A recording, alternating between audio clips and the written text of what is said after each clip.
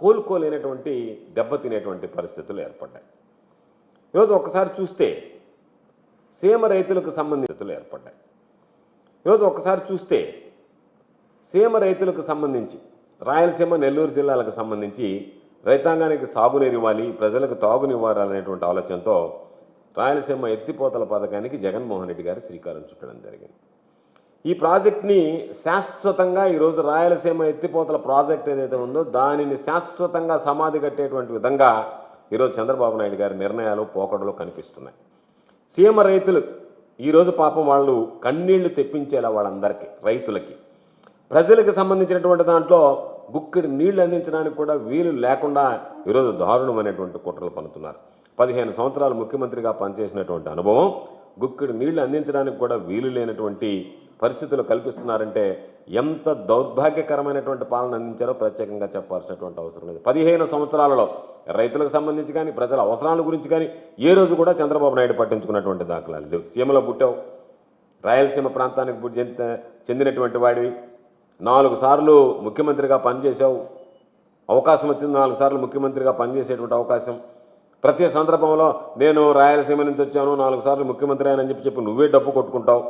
ఏ రోజైనా ఆ ప్రాంతానికి ఆ రైతాంగానికి ఒక్క మేలు చేకూర్చేటువంటి విధంగా ఒక్క నిర్ణయం అయినా తీసుకున్నావు అనేటువంటిది ఈరోజు నువ్వు ఆత్మ పరిశీలన చేసుకోవాలి. చంద్రబాబు నాయుడు గారు ఆత్మ పరిశీలన చేసుకోవాల్సినటువంటి అవసరం. ఈరోజు జగన్మోహన్ రెడ్డి గారు స్వర్గీయ రాజశేఖర రెడ్డి గారు చేసినటువంటి ప్రయత్నాలని అడ్డుపుల్ల వేయడంలో మాత్రం చంద్రబాబు నాయుడు ముందు వరుసలో నిలబడుతున్నాడు. ఏ రోజు రాష్ట్రంలో తాను అధికారంలో ఉన్నా, కేంద్ర ప్రభుత్వంలో భాగస్వామిగా ఉన్నా ప్రజల ప్రయోజనాలను కాపాడాలనేటువంటి ఆలోచన ఏ రోజు చంద్రబాబు నాయుడికి కలగదు. ఏ రోజు ప్రజల ప్రయోజనాల గురించి పట్టించుకోవడం అంత ఘోరంగా విఫలమైనటువంటి చరిత్ర చంద్రబాబు నాయుడు గారి. అయితే ఈరోజు జగన్మోహన్ రెడ్డి గారు గత ప్రభుత్వంలో కేంద్రంలో భాగస్వామిగా లేకపోయినా, ఏ పార్టీతో పొత్తు కలవకపోయినా, ఎక్కడైనా సరే రాష్ట్ర ప్రజల ప్రయోజనాల విషయంలో ఎక్కడా రాజీ పడినటువంటి సందర్భాలు లేవు. రాష్ట్ర ప్రజల ప్రయోజనాల కోసం ఏ రోజు కూడా జగన్మోహన్ రెడ్డి గారు అలుపెరిగినటువంటి రీతిలో పాలన సాగించాడు తప్ప ఎక్కడ కూడా రాజీ ధోరణ అవలంబించినటువంటి పరిస్థితుల్లో కనిపించలేదు. అన్ని వర్గాలకు మేలు చేకూర్చడంతో పాటు అన్నదాతలకు మరింత మేలు చేకూర్చేటువంటి విధంగా ఆయన పరిపాలన సాగింది. దాంతోపాటు ఈరోజు బడుగుల జీవితాలను ఉద్ధరించేటువంటి విధంగా ఆయన పరిపాలనను ముందుకు తీసుకెళ్ళడం జరిగింది.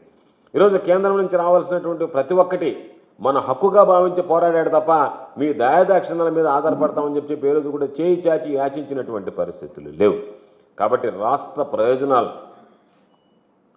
ఉద్దేశాన్ని, రాష్ట్ర ప్రజల ప్రయోజనాన్ని, రాష్ట్ర ప్రజల ఉద్దేశాన్ని, రాష్ట్ర ప్రజల లక్ష్యాన్ని, రాష్ట్ర ప్రజల మనోభావాలని గుర్తుపెట్టుకుని దాని మీద ఎక్కడ రాజీ పడకుండా వాటిని సాధించుకున్నటువంటి చరిత్ర జగన్మోహన్ రెడ్డి గారిది అని చెప్పి సందర్భంగా తెలియజేస్తున్నాను. చంద్రబాబు నాయుడు ఎప్పుడు అధికారంలోకి వచ్చినా సరే సొంత ప్రయోజనాలు, రాజకీయ దుగ్ధ రాష్ట్రానికి తీరనటువంటి అన్యాయం చేసినటువంటి పరిస్థితులు ఉన్నాయి. మనందరం చూసాం.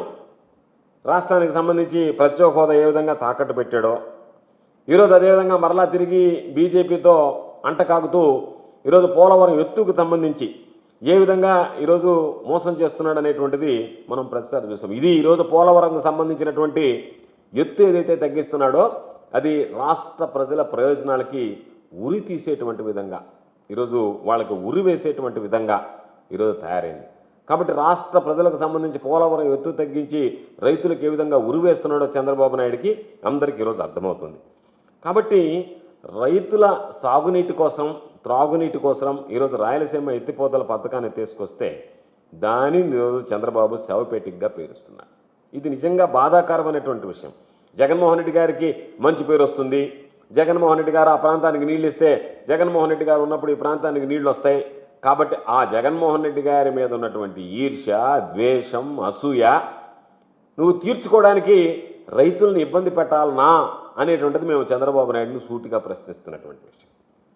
నీ అజెండా వేరే ఉండొచ్చు, నీ ఆలోచనలు వేరే ఉండొచ్చు, కానీ అంతిమంగా వాళ్ళు తీసుకున్నటువంటి నిర్ణయాలు రైతులకు మేలు చూకొచ్చేటువంటి నిర్ణయాలు అయితే వాళ్ళ మీద బాధతో వాళ్ళకి ఆ పేరు రాకూడదు, ఆ ప్రతిష్ట ఉండకూడదు, ఎప్పటికీ వీళ్ళు ప్రజల హృదయాల్లో నిలవకూడదు అని చెప్పి నువ్వు తీసుకున్నటువంటి నిర్ణయాల ద్వారా రైతులు ఎంత అధోగతి పాలవుతున్నారనేటువంటిది ఏ రోజైనా ఆలోచన చేశారు. ఎందుకంటే చంద్రబాబు నాయుడు రాజకీయాలు చేయడంలో మాకు అభ్యంతరం లేదు.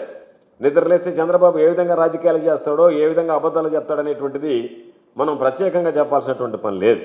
కాకపోతే రాజకీయాల ముసుగులో ప్రజల ప్రయోజనాలని రైతుల ప్రయోజనాలని తాకట్టు పెట్టేటువంటి విధంగా మీరు ప్రవర్తించొద్దు. కాబట్టి ఏదైనా సరే రాయలసీమ రైతుల కన్నీళ్లు తుడిచేటువంటి విధంగా మీరు ఆలోచన చేయండి తప్ప దానికి భిన్నంగా మీరు ఆలోచన చేస్తే చరిత్రహీనులుగా మిగిలిపోతారు అని చెప్పి ఈ సందర్భంగా నేను మనవి చేస్తున్నాను. ఈరోజు ఏదైతే చంద్రబాబు నాయుడుకి సంబంధించి అనేక సందర్భాలు చెప్పాం, ఆల్మట్టి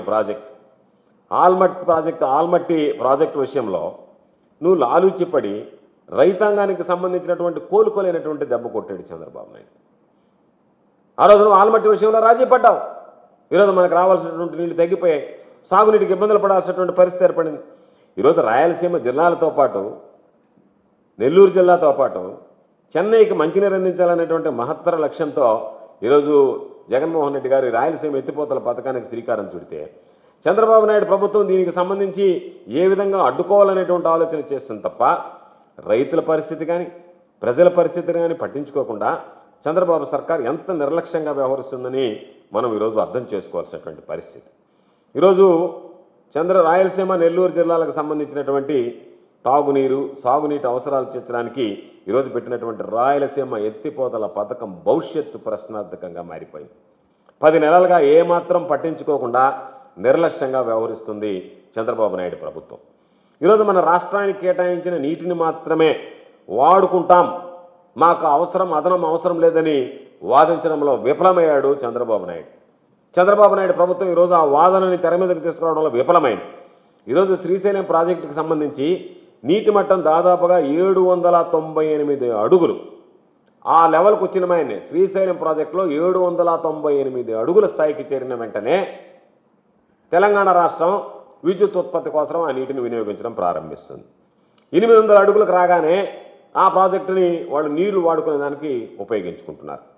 కాబట్టి ఇటు వాళ్ళు విద్యుత్ వాడకాలకి ఉపయోగిస్తున్నా దీనికి వాడుకున్నా ఆ రోజు నుంచి కూడా రాష్ట్ర విభజన జరిగినప్పటి నుంచి కూడా ఏ రోజు అడ్డు చెప్పలేనటువంటి పరిస్థితి ఏర్పడింది. కాబట్టి